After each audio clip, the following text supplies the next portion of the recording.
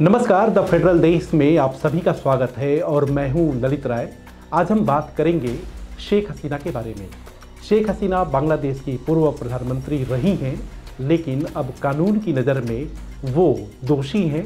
मामला 2024 का है, जिसमें उनके खिलाफ आरोप तय किए गए, सुनाया गया फैसला भी, और वो फैसला ये रहा कि फांसी की सज़ा मुकर्रर की गई है इंटरनेशनल क्राइम ट्रिब्यूनल के जरिए।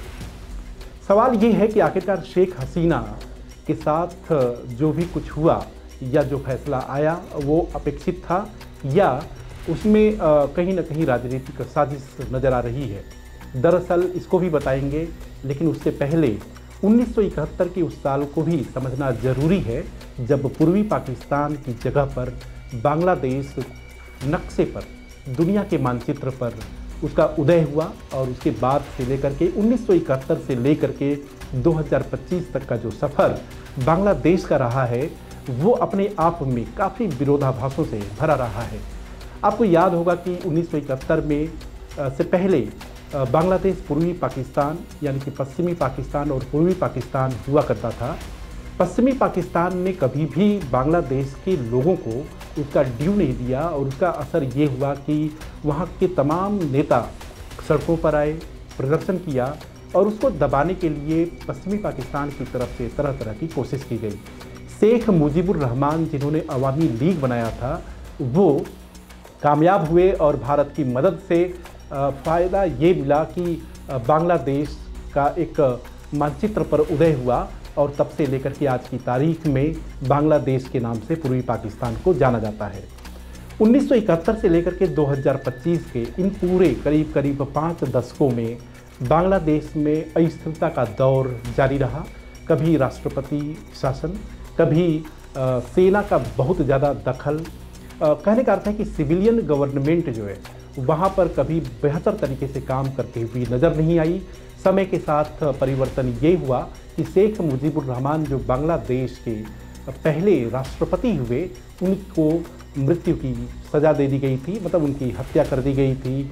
और उसके बाद बांग्लादेश में अलग अलग तरीके से सरकारें आईं, राष्ट्रपति शासन लगा। उसके बाद राष्ट्रपति शासन के बाद कट्टरपंथी ताकतों का भी उभार हुआ और बांग्लादेश में स्पष्ट तौर पर दो तरह की ताकतें नज़र आने लगी, एक लोकतंत्र समर्थक और एक कट्टरपंथी ताकतों को बढ़ावा देने वाली ताकतें। इसमें से दो अहम नाम, खालिदा जिया का भी आप नाम जानते हैं और शेख हसीना का भी नाम जानते हैं। 2006 के बाद से शेख हसीना जब शासन में आई, 2024 तक निर्बाध तरीके से उनकी सत्ता चलती रही। इन सब के बीच बांग्लादेश की जो कट्टरपंथी ताकतें हैं, उनका ये कहना था कि कहीं न कहीं ये भारत परस्त ताकत है, भारत के दबाव में शेख हसीना काम करती हैं। कुल मिला कर के बात ये हुई कि जो भारत, जो मुक्ति वाहिनी के जरिए बांग्लादेश मुक्ति संग्राम में जिसने वहाँ के लोगों की अपेक्षा आकांक्षा के हिसाब से मदद की थी, वह भारत कट्टरपंथियों की नज़र में विलेन नज़र आने लगा। और तस्वीर क्या है आप जानते हैं। 2024 में जब सड़कों पर प्रदर्शनकारी आए तो बड़े पैमाने पर गोलियां भी चलाई गई थी, जिसमें हज़ारों की संख्या में लोग मारे गए थे, युवा मारे गए थे, छात्र मारे गए थे। और उसके बाद स्थिति ये बनी कि शेख हसीना को बांग्लादेश छोड़ना पड़ा और वो इस समय, अभी मौजूदा समय में भारत में रह रही हैं। उसके बाद स्थिति ये बनी कि जब केयर टेकर सरकार के तौर पर मोहम्मद यूनुस सत्ता में आए, उसके बाद से ही इस तरह की स्थितियाँ बनी।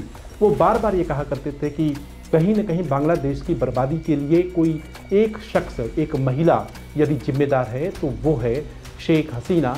और करीब इंटरनेशनल क्राइम ट्रिब्यूनल के जरिए उसको, उनकी परिणति क्या है उसका भी फैसला कर दिया गया।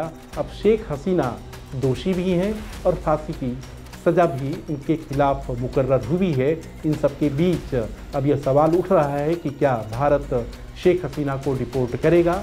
इसमें तरह तरह की कानूनी पेचीदगियां हैं। भारत की तरफ से स्पष्ट किया गया है कि निश्चित तौर पे हम पूरी घटना पर नज़र बना करके रखे हुए हैं, लेकिन आज सवाल ये अहम है कि जो बांग्लादेश अपनी मुक्ति पश्चिमी पाकिस्तान, मतलब मौजूदा जो पाकिस्तान है, उससे चाहता था, मुक्ति तो मिली, लेकिन बांग्लादेश कहीं न कहीं अपने आंतरिक विरोधों में, इंटरनल जो डिस्टर्बेंसेस थे, उसका गवाह बना और आज की स्थिति ये है कि कहीं न कहीं बांग्लादेश को एक ठिकाने के तौर पर अमेरिका भी देखता है और चीन भी देखता है। तो देखने वाली बात ये होगी कि बांग्लादेश की राजनीति किस तरफ जाएगी, क्योंकि शेख हसीना का पहला जो रिएक्शन था वो यही था कि वो इस फैसले को स्वीकार नहीं करती हैं, पक्षपातपूर्ण है। बांग्लादेश में जो भी कुछ जिस तरीके से निर्णय सुनाया गया वह निर्णय कानूनी प्रक्रियाओं को धज्जी बताते हुए दिया गया है। तो कुल मिला करके स्थिति ये है कि बांग्लादेश में जो एक राजनीतिक अस्थिरता का माहौल बना हुआ है उसको आप देख भी रहे हैं कि किस तरीके से शेख हसीना को सज़ा सुनाए जाने के बाद वहाँ की सड़कों पर हंगामा हुआ, हिंसक प्रदर्शन हुआ। ऐसे में यह देखना जरूरी है कि आगे की जो तस्वीर बांग्लादेश की होने वाली है वो कैसी रहती है।